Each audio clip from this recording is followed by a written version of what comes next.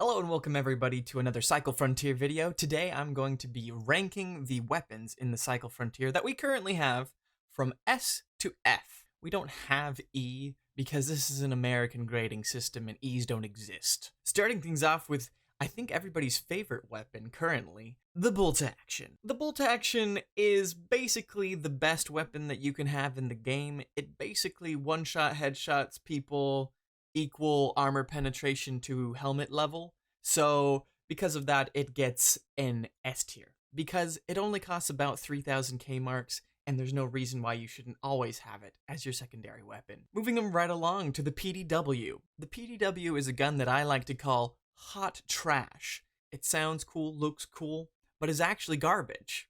For that, it gets a D tier. Moving right along to the Trenchgun. The Trenchgun is literally one of the worst weapons that you could ever bring into the game. It fires slowly. It doesn't do very much damage. Yeah, I don't know what else there is to add there. It's terrible.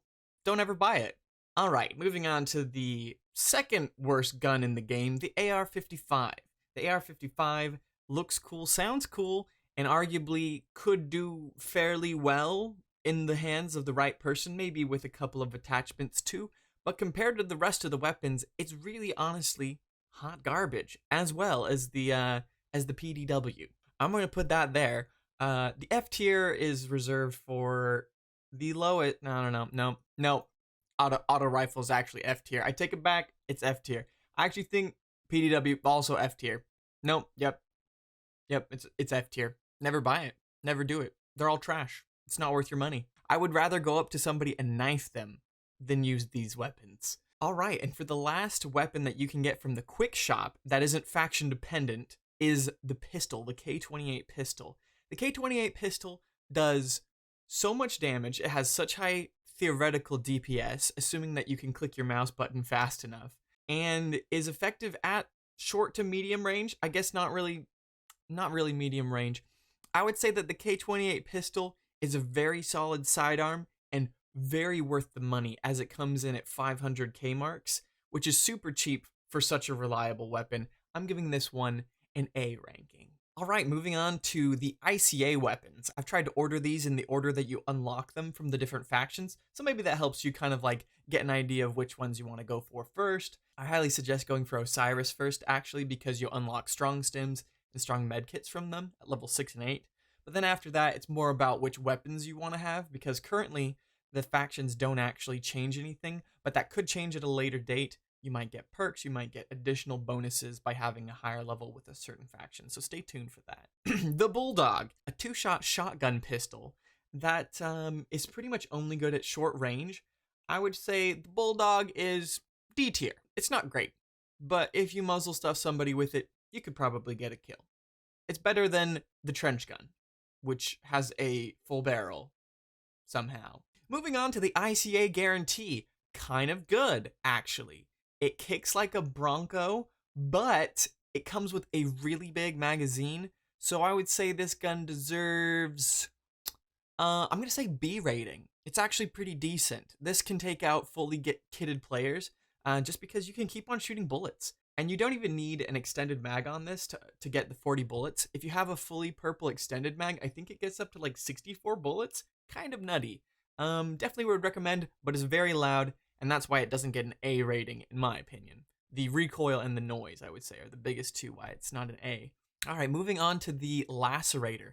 I would say the Lacerator has a lot of potential and is probably a very high skill cap weapon, but because it kicks a lot and doesn't do as much damage as I would hope, it gets a D tier rating from me. It's also a very bullet hungry weapon, but it has a very small magazine, and wasting a nice epic extended magazine on a green weapon is just not something that I want to do, so you're never really going to have much more than 10 bullets in this thing, which is just not enough for such a fast firing DMR weapon. So for that reason, it gets a D rating from me. Moving on, the Shattergun is an upgraded shotgun. I think that it can be pretty good as long as you have converters and attachments on it. I would give this one a B. The next gun is the Advocate. I'm sure you've probably been killed by this already, but the Advocate is a very popular weapon, and I actually don't think that it's as good as other weapons, but I do think it is a very solid medium ammo weapon. It does good damage at range, but its theoretical DPS is a little low compared to some of the other options out there. So I'm not going to give it a B rating, but it's also not a very strong A, A minus for that one. All right, moving on to the Voltaic Brute. The Voltaic Brute is a bullet hose. If you're up close and personal with somebody, there's almost nothing better in this game. It will destroy all types of armor, and it will destroy all types of mobs. It can kill a Jeff or a Marauder in one clip, or less than a clip, and I highly recommend it. S tier. The Kinetic Arbiter is very expensive, but it will destroy almost anything you shoot it at. S tier.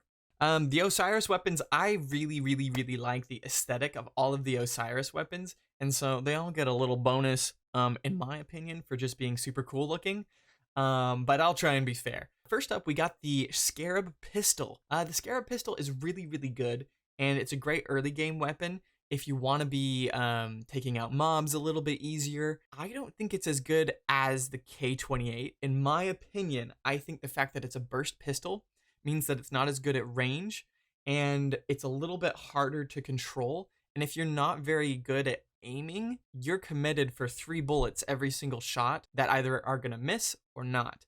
But with the K28, if you miss one shot, you might still be able to hit your next. So for that reason, I'm giving it a B tier. The Manticore. The Manticore is a similar Flechette weapon to the ASP Flechette, but it does a lot less damage, and it only has a little bit more ammo.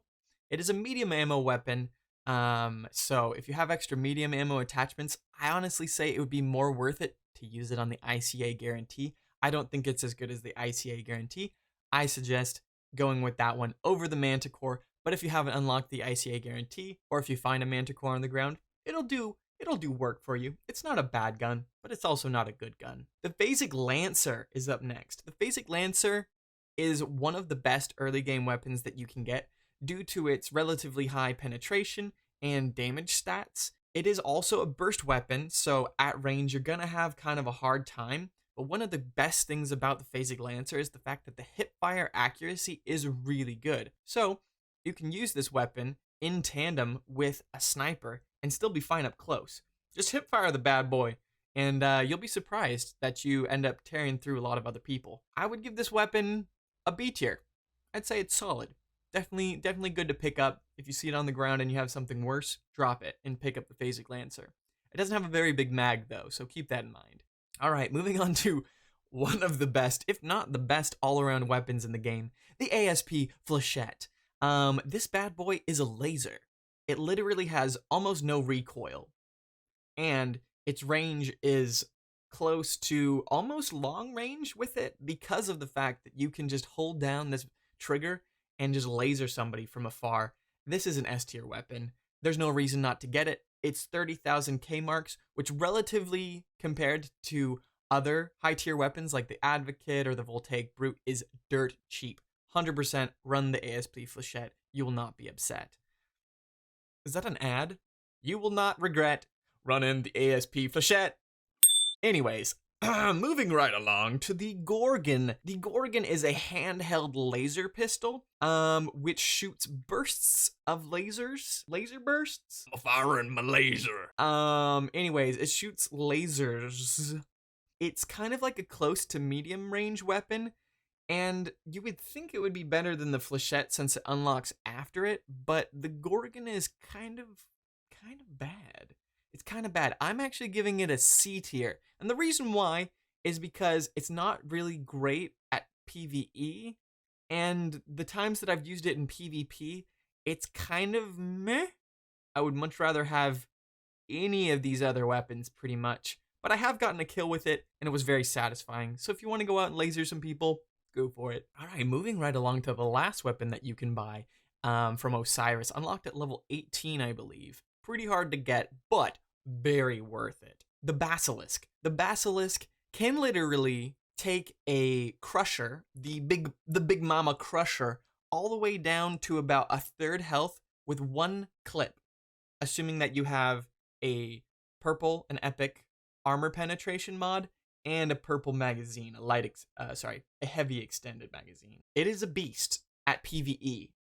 Do not bring this thing in to PvP.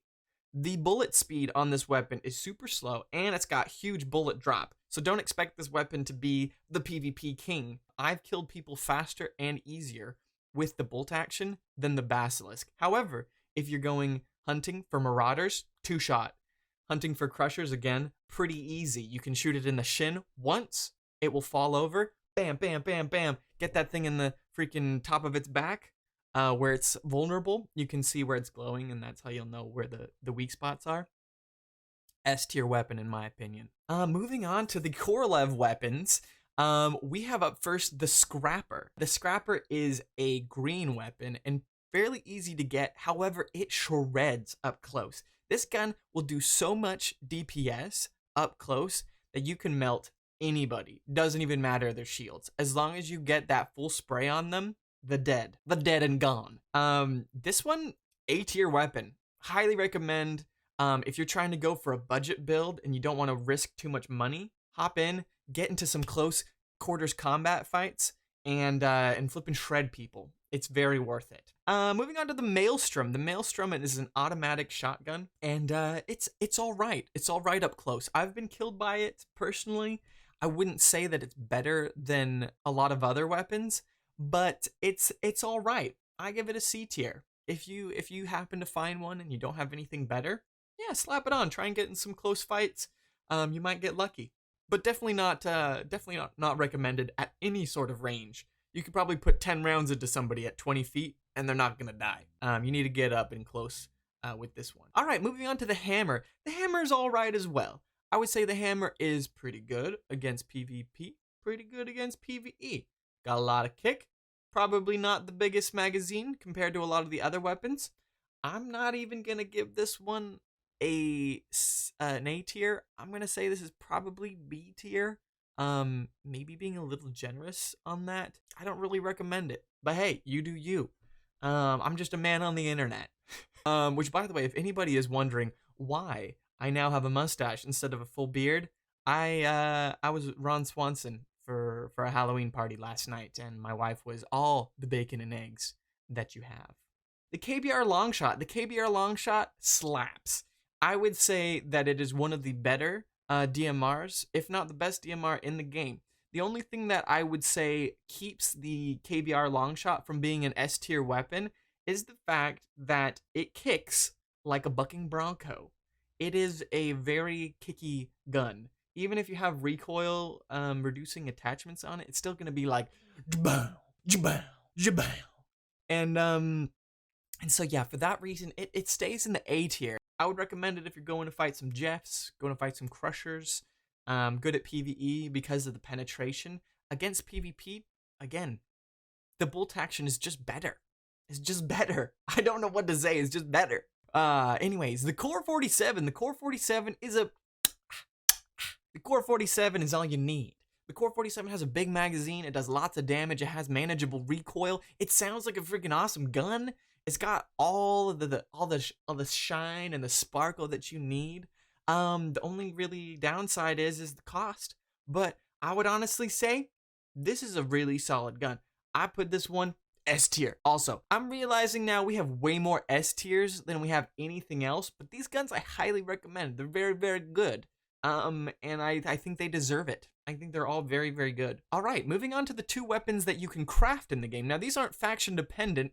So I don't know how that affects your personal rating, but for me, I don't feel like that changes much for me because of the sheer cost to craft these guns. These guns are expensive. You need lots of materials. All the other guns you can buy from the store for just straight up K-marks. These ones you have to pay K-marks for and crafting materials. So these better slap, unfortunately. The Zeus Beam. I bought this sucker for 500,000 K-marks. And then I skipped the 2-day and 12-hour crafting timer for another 90,000 K-marks. So just over 600,000 K-marks I paid for this bad boy. And I got into the raid, and it couldn't even one-shot a Jeff with 1 magazine, which granted comes with like 61 bullets. Although, for those of you that don't know what the Zeus Beam, it is a laser. It uses medium ammo, which makes no sense to me, but it's really lackluster. It has no scope, so you can't aim it. You essentially have to hip fire this thing, and it doesn't deal that much damage. I lasered a person with this in PvP. I remember what they killed me with, but I freaking lost 500,000 K marks because the Zeus Beam is kind of butts. That being said, compared to the other weapons, I would still put it in A tier just because of the fact that it has really good penetration compared to other weapons. You're honestly better using one of these other weapons to fight PvE. It's not great at PvE, and it's definitely not good at PvP. So use with caution. You're wasting a lot of money if you think that the Zeus Beam is good. Moving on to the last and final weapon, the Karma, the legendary sniper rifle, the much acclaimed, I guess it's a fusion rifle technically, since you charge this sniper rifle. It has 2 shots in the magazine normally, so a very big boy gun. What can I say about the Karma? The Karma will basically one-shot, body shot almost anybody, unless they're running really good armor, in which case it might take 2. If you headshot somebody, they have no chance. They will be dead. However, you do have to charge it up, and this gun costs just over 1,000,000 K marks, not even to mention the 6 Voltaic hearts and other very rare ingredients that it costs to make this gun. Because of the sheer power and craziness of this weapon, I have to give it an S tier. It is just that good. And that's my tier list. I think that I wouldn't really change any of these. Let's see if I would change any of these. No, this is a fantastic tier list. This is very accurate. These are all super worth it. Get your hands on any of these if you can. A tier weapons, totally worth it. Honestly, except for the Zeus Beam. Maybe I put the Zeus Beam at a B tier. Honestly, it kind of sucks. I had a bad experience with it. I hope that doesn't taint your desire to try and get it. Maybe go for it. Try it out. I don't know. Maybe it'll be good for you. It wasn't good for me. And it's definitely not something that I would prefer over the ICA Guarantee or a Phasic Lancer. You slap a purple armor penetration mod on any of these weapons. I mean, not any of these weapons. Either of these 2 weapons. And I would say it probably beats the Zeus in DPS. Just saying. Let me know what you think about this tier list. If you think that I'm totally wrong, let me know in the comments. If you totally agree, let me know in the comments. And also, let me know what kind of video you would like me to make next about the Cycle Frontier or anything else. Maybe we'll just eat ramen over here on the channel. And it'll be ramen reviews every single day. But anyways, I've been Jordan. I am Jordan. This is the Jordan Show. Anyways, thank you all so much for being here. I hope you have a fantastic rest of your day, and I will see you in the next one. Peace out.